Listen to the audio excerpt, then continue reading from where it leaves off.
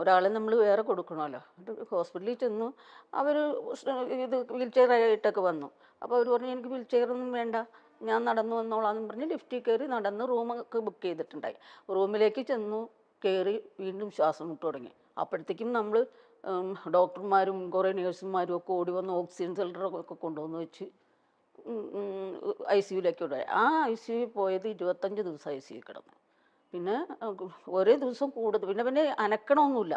അപ്പോൾ ഈ ദേഷ്യം ഒന്നാമത്തെ അങ്ങോട്ട് കാലൊക്കെ വന്ന് വീർത്തു. അവർ ഒരേ ദിവസം പറയണത് ഇന്ന് 10ആയി, പിന്നെ 25ആയി, ഇന്ന് അപ്പോൾ അവർക്കറിയാൻ രക്ഷയില്ലാന്ന്. അവരതൊന്നും പറഞ്ഞില്ല. മാക്സിമം അവിടെ ഇട്ട് ചെയ്യാവുന്ന ഡയാലിസിസ്. അത് കഴിഞ്ഞപ്പോഴത്തേക്ക് അവർ പറഞ്ഞ് ഇത് കിഡ്നിയെ പിടിച്ചിട്ടുണ്ടെന്ന് പറഞ്ഞു. ഡയാലിസിസ് തുടങ്ങി.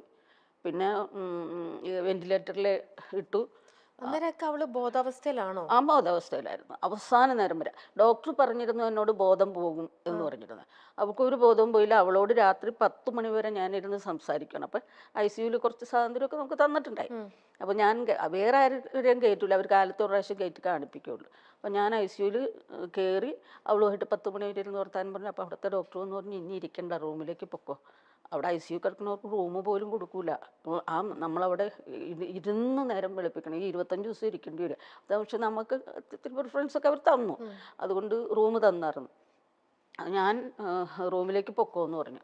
എന്നിട്ട് പിന്നെ ആ നേഴ്സിനോട്, അപ്പോൾ ഒരു ബെഡിനൊരു നേഴ്സ് വെച്ചിട്ടുണ്ട്, ആ നേഴ്സിനോട് ഇങ്ങനെ കഥ പറഞ്ഞ് കനകസിംഹാസനം പടത്തിൽ പോയ കഥയാണ് പറയണേ. പറഞ്ഞ് കണ്ണടച്ച്. അപ്പോൾ ഇവർ റൂമിലേക്ക് വിളിച്ചു. അതൊന്നും പിന്നെ എനിക്ക് ഓർമ്മയില്ല. അവിടെ ചെന്ന് കണ്ടിട്ട് പിന്നെ എനിക്ക് ഒരു കാര്യം ഓർമ്മയില്ല. പിന്നെ ഞാൻ നോക്കുമ്പോൾ ഓരോരുത്തരും ഇങ്ങനെ വന്നു, റിലേഷൻസൊക്കെ വന്നു, രാഹുൽ വന്നേക്കണു. അപ്പോൾ ഇങ്ങനെ ഓരോരുത്തരും ഇങ്ങനെ കാണുമ്പോൾ എനിക്കൊരു ഡൗട്ട്. അപ്പോഴും തന്നെ ഇവർ പറയും ഞങ്ങൾ ഇതികൾ പോയപ്പോൾ കയറിയതാ മറ്റേതാ മറിച്ച്. അപ്പോൾ എനിക്ക് ടൈം പോലും അവരെന്നെ കാണിക്കണില്ല രാത്രിയാണെന്നൊന്നും. അങ്ങനെ നേരം വെളുത്ത് കഴിഞ്ഞപ്പോഴത്തേക്കും ചെന്ന് ഡ്രസ്സൊക്കെ മേടിച്ചിട്ടൊന്ന് ചേഞ്ച് ചെയ്ത് അവിടെ കിടത്തി ഞാൻ എന്നെ വീട്ടിലേക്ക് കൊണ്ടുവന്നു. എനിക്ക് എനിക്ക് അങ്ങനെ കുറേ ദിവസം കഴിഞ്ഞു ഒരു ഓർമ്മ വീടാൻ. അവള് ഭക്ഷണം കഴിക്കുന്നുണ്ടായിരുന്നു? ഭക്ഷണം കഴിക്കില്ലായിരുന്നു. ഹോസ്പിറ്റലിൽ എത്തിയിട്ട്. അപ്പോൾ ഈ പോകുന്നതിൻ്റെ തലേ ദിവസം ഡോക്ടറോട് ഞാൻ പറഞ്ഞു, അല്ല ഇത് ക്യാൻറ്റീൻ്റെ മാനേജറുണ്ട്, പിന്നെ ഞാൻ വിളിച്ചു, എനിക്ക് കേഡേഴ്സ് ഭയങ്കര ഇഷ്ടമാണ്. അപ്പോൾ പുള്ളി പറഞ്ഞ് ഞാൻ അതിൻ്റെ അകത്ത് കുറച്ച് നട്ട്സൊക്കെ ആഡ് ചെയ്ത് കുറച്ച് നട്ട്സൊക്കെ ഇട്ടൊരു ജ്യൂസ് ഒടിച്ച് കൊണ്ടുവരാം. ഒന്നും കഴിക്കാഞ്ഞിട്ടും കൂടിയാണ് അധികം. പിന്നെ ഈ കേഡേഴ്സ് നല്ലോണം ഇതൊക്കെ ആയിട്ട് പോംഗ്രാനൈറ്റൊക്കെ ഇട്ട് കൊണ്ടുവരാം എന്ന് പറഞ്ഞു പോയി. അത് കൊണ്ടുവന്ന് വെച്ചിട്ട് അവിടെ തന്നെ ഇരുന്നു. ഒരു സ്പൂൺ പോലും ഞാൻ കൊടുത്തിട്ട് കഴിച്ചില്ല. അപ്പൊ രാഹുലും നിർബന്ധിക്കില്ലേ? രാഹുൽ പറഞ്ഞിട്ട് കേൾക്കില്ലേ? അല്ല, രാഹുൽ പറഞ്ഞാലും കേൾക്കില്ല.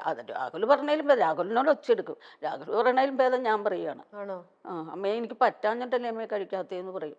അപ്പോഴത്തേക്കും എല്ലായിടത്തും ഒക്കെ കയറി പിടിച്ചു. പിന്നെ ലിവർ, അവർ പറയുന്നത് ലിവർ മാറ്റണമെന്ന്. ഞാൻ അന്നേരം എൻ്റെ ചിറ്റയുടെ മോളെ കണ്ട് ഇത് പറഞ്ഞിട്ട് ഞാൻ പുറത്തേക്ക് ഇറങ്ങുമ്പോൾ അവൾ എന്നെ വിളിച്ചു.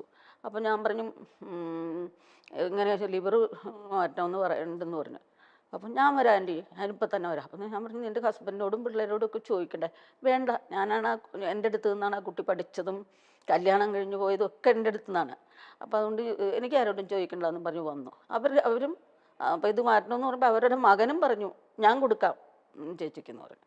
പിന്നെ ഇവള് വന്നിട്ട് ഇവള് ഹോസ്പിറ്റലിൽ ജോലിയുള്ള ആളാണ്, ആയുർവേദ ഹോസ്പിറ്റലിൽ പുതിയാവ്. അപ്പോൾ ഇവള് വന്ന് ഇവളുടെ കംപ്ലീറ്റ് ടെസ്റ്റും കഴിഞ്ഞു. ഞങ്ങൾക്ക് നാളെയോ മറ്റന്നാളോ ചെയ്യാമെന്നുള്ള രീതിയിലേക്ക് വരുമ്പോൾ വന്നപ്പോഴും ഈ ശ്വാസം മുട്ടാണ് പ്രശ്നമായത്. അതുകൊണ്ട് അവർക്ക് ചെയ്യാൻ പേടി. അപ്പോൾ ഞാൻ വീട്ടിലേക്ക് ക്യാഷും വേണമല്ലോ. അപ്പം വീട്ടിലേക്ക് ഒരാളോട് ക്യാഷ് എടുത്ത് വെച്ചേക്കാൻ പറഞ്ഞ് അത് മേടിച്ചുകൊണ്ട് ഞാൻ, അപ്പോൾ മോനും മരുമോളും കൂടി റൂമിൽ നിന്നു. അപ്പോൾ ഞാനത് മേടിച്ചുകൊണ്ട് വീട്ടിൽ നിന്ന് ഇറങ്ങിയപ്പോൾ തന്നെ ഹോസ്പിറ്റലിൽ നിന്ന് വിളി വന്നു, ഇവിടെ ഒന്ന് വേഗം വരണം എന്ന് പറഞ്ഞുകൊണ്ട്. അപ്പം 4:30, ഞാൻ പറയും 4 മണിക്ക്. അപ്പോൾ ഞാൻ പറഞ്ഞു 4:30 ആവും അവിടെ എത്തുമ്പോഴത്തേക്കെന്ന് പറയും. 4:30 ഞാൻ ചെന്നപ്പോഴത്തേക്കും ഡോക്ടേഴ്സ് എല്ലാം കൂടിയിരിപ്പുണ്ട്. അവരെന്നോട് പറഞ്ഞു ഇപ്പം ചെയ്യാൻ പറ്റില്ല. അപ്പോൾ അവളുടെ ടെസ്റ്റിംഗ് എല്ലാം കഴിഞ്ഞ് പേപ്പേഴ്സ്, അതായത് 101 പേപ്പർ വെച്ചിട്ട് 7 ഫയൽ വേണം. 107 ഫയലാണെന്ന് എനിക്ക് തോന്നുന്നു. പല ഇങ്ങനെ MLA, MP അങ്ങനെ ഒത്തിരി പേര്. സുരേഷ് ഗോപിയൊക്കെ വിളിച്ചു പറഞ്ഞു, ഇവിടെ ജോർജിൻ്റെ മകൻ്റെ പേര് ഹൈബിയാണ്. ഹൈബീഡൻ. ഹൈബിയാണോ? ഹൈബീഡൻ ഡൽഹിയിൽ നിന്ന് വന്നു, ഒപ്പിട്ട് കൊടുത്തു. ഒരു ദിവസം കൊണ്ട് ഞങ്ങൾ പേപ്പറെല്ലാം ശരിയാക്കി. രാത്രി മുഴുവൻ രാഹുലും മോനും കൂടി കിടന്ന് ഓടി പേപ്പേഴ്സ് എല്ലാം റെഡിയാക്കി. 7 ഫയലും റെഡിയാക്കി. 7 ഫയലിൽ ഒരെണ്ണം നമ്മുടെ കയ്യിൽ വെച്ചിട്ട് ബാക്കി അവിടെ ഹോസ്പിറ്റലിൽ കൊടുക്കണം. അപ്പോൾ ഒത്തിരി നമ്മുടെ ഇവിടെയുള്ള MLA, DGP അവരൊക്കെ ഈ സുബിയുടെ ഫോട്ടോ കാണുമ്പോൾ തന്നെ അവർക്ക് അറിയാലോ. പിന്നെ സുരേഷ് ഗോപിയൊക്കെ വിളിച്ച് പറഞ്ഞിട്ടുണ്ടായി. അങ്ങനെ ചെയ്യാനുള്ളതെല്ലാം റെഡിയാക്കി. അപ്പോഴും ഇവർക്ക് ചെയ്യാൻ ധൈര്യമില്ല. കാരണം ഈ ശ്വാസം മുട്ട് നിൽക്കണേ കൊണ്ട് വല്ല ഓപ്പറേഷൻ ടേബിളിൽ വല്ലതും സംഭവിച്ചാലോ. അതുകൊണ്ട് കുറച്ച് ആദ്യം മാറട്ടെ എന്നിട്ട് ചെയ്യാമെന്ന് പറഞ്ഞു. പക്ഷെ അവർക്കറിയായിരുന്നു അന്ന് പോകുമെന്ന്. പക്ഷെ നമ്മളോട് പറയാൻ കഴിയില്ലല്ലോ. എന്നാലും പറഞ്ഞു. അല്ല ആന്റി, ചിലര് പറയുന്നുണ്ട് ഹോസ്പിറ്റലിൽ അനാസ്ഥ അവരുടെ ശരിക്കുമുള്ള ഇത് കാരണം അങ്ങനെ കുറെ ഇഷ്യൂസ് സംഭവിച്ചു എന്നൊക്കെ. അത് അതിലൊക്കെ കുറച്ച് കാര്യമുണ്ടോ? ചാനലുകൾക്ക് അതിന്റെ അങ്ങനെ കുറെ കേട്ടിരുന്നു. കാരണസഹിതം പറയണ്ടായി. ചില ചാനലുകളൊക്കെ പറയണ്ടായി. പക്ഷെ അത് എനിക്ക് ഡോക്ടേഴ്സിനെ കുറിച്ചൊന്നും അവിടെ വലിയ കുഴപ്പം എനിക്ക് തോന്നിയിട്ടില്ല. നമുക്കറിയില്ല. പിന്നെ അവിടുത്തെ മാനേജ്മെന്റും ഒക്കെ ആയിട്ട് ഞാൻ അവസാനം ഒരിത്തിരി പ്രശ്നമുണ്ടായി. അത് വേറെ ഒന്നുമില്ല. അത് ഒരു ഗ്യാസിൻ്റെ പ്രശ്നം. അത് 2 ആഴ്ച കഴിഞ്ഞിട്ടാണ്. അത്രേ ഉള്ളൂ. അല്ലാതെ വേറെ അവിടെ ഡോക്ടേഴ്സിനെ കുറിച്ചൊന്നും എനിക്ക് പരാതിയൊന്നുമില്ല. അപ്പം പിന്നെ അത് കഴിഞ്ഞപ്പോൾ ഇതിൻ്റെ അടിയിൽ എല്ലാവരും എഴുതണ്ട്, നിങ്ങൾക്ക് ഫിലിപ്പ് അഗസ്റ്റിനെ അവിടെ കാണായിരുന്നില്ലേ, അല്ലെങ്കിൽ അദ്ദേഹത്തിൻ്റെ മകനുണ്ടായിരുന്നല്ലോ കാണാൻ. എന്നാൽ ഫിലിപ്പ് അഗസ്റ്റിനെയാണ് ഞാൻ കാണണേ. എനിക്കിതൊന്നും അന്നേരം തോന്നിയില്ല. അവിടെ അവർ കുറേ ഡോക്ടർമാരുണ്ട്. പിന്നെ എൻ്റെ നെയ്ബറായിരുന്ന ഒരു ഡോക്ടറുണ്ട്, രാമചന്ദ്രൻ എന്ന് പറഞ്ഞിട്ട്. പുള്ളി അമൃതയിലായിരുന്നു. അപ്പോൾ ആദ്യം ഒരു അമ്മയുടെ അനിയത്തി ഒരു കൊച്ചിന് കരൾ കൊടുത്തൊക്കെ ഭയങ്കര വാർത്തയൊക്കെ ആയില്ലേ. അന്നേരം ഈ രാമേന്ദ്രൻ സാറിൻ്റെ ഒക്കെ ഫോട്ടോ അവിടെ ഉണ്ട്. എൻ്റെ നെയ്ബറും ആയിരുന്നു. അപ്പോൾ ആ പുള്ളിയൊക്കെ ഉണ്ട്. എനിക്കതിന് വലിയ കുഴപ്പം തോന്നിയില്ല. അവസാനം അവർ എന്നോട് പറഞ്ഞു, നിങ്ങൾക്ക് വേറൊരു ഓപ്ഷൻ ഉണ്ടെങ്കിൽ നോക്കാമെന്ന്. എവിടെ കൊണ്ടുപോകാനാ? വെന്റിലേറ്ററിൽ കിടക്കുന്ന ആൾ ദേഹം മുഴുവൻ തുളച്ച് അവിടെ ഇവിടെ കെട്ടിയേക്കണ്. എന്നെ ഞാൻ പറയും, ഇല്ല എനിക്ക് വിശ്വാസമാണ്, നിങ്ങളിൽ എനിക്ക് വിശ്വാസമാണെന്ന് പറഞ്ഞ് അവൾ തന്നെ നിർത്തിയത്. അപ്പം അവൾ അറിഞ്ഞിട്ടില്ല അവള് പോയ കാര്യം? അങ്ങനെ പോകുന്നവർക്ക് തോന്നിയിട്ടില്ല. അവള് സംസാരിച്ച ഈ പറയണ പോലെ കഥ പറഞ്ഞിരുന്ന വഴി അവൾ അങ്ങ് ബോധം കെട്ട് പോയതിൽ കണ്ണടഞ്ഞു പോയി. പിന്നെ അവള് കണ്ണു തുറന്നിട്ടില്ല. അവൾ അറിഞ്ഞിട്ടില്ല അവളുടെ മരണം.